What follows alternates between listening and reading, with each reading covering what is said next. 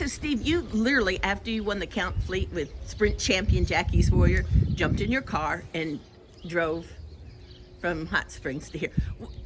Do we read anything into it that you had a couple special horses working this morning, or would you just normally do that? That's pretty much the routine.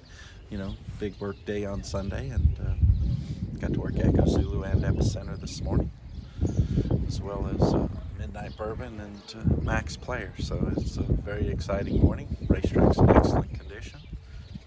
Nice cool morning. They're enjoying it. What were you looking for with champion Echo Zulu and Epicenter, and what did you see?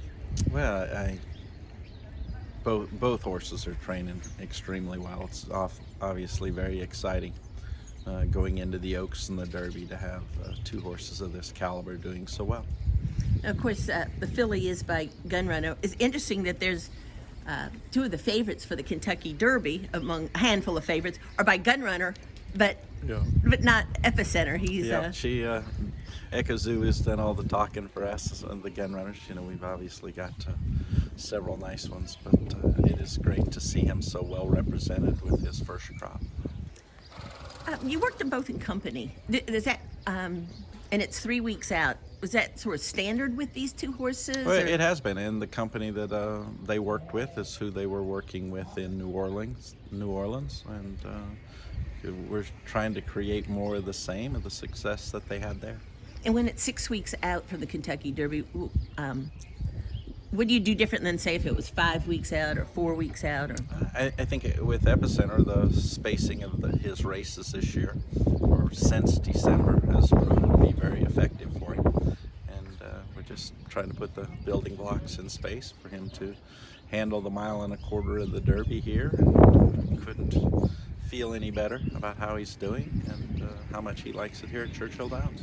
You love the horse going into the Louisiana Derby. The fact, the way he relaxed off the pace, that's got to give you even more confidence. You mentioned, the company and how he's worked in. He's just consistently taken it better, and just love how he's come out of his races and how he's continued to train with a lot of confidence.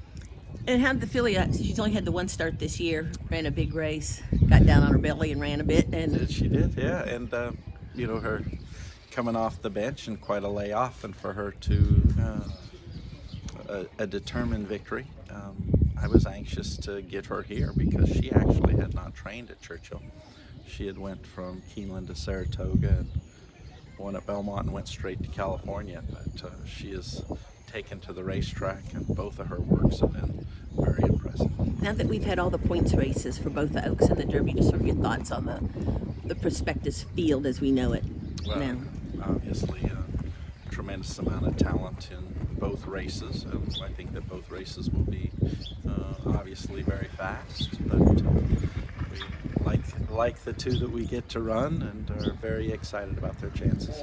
Will they both work on Sundays for the next two weeks? One Sunday the weather worked out perfectly. The last 2 Sundays where we've had a little weather before and after, and fit in nicely, and this week has proved to be the same.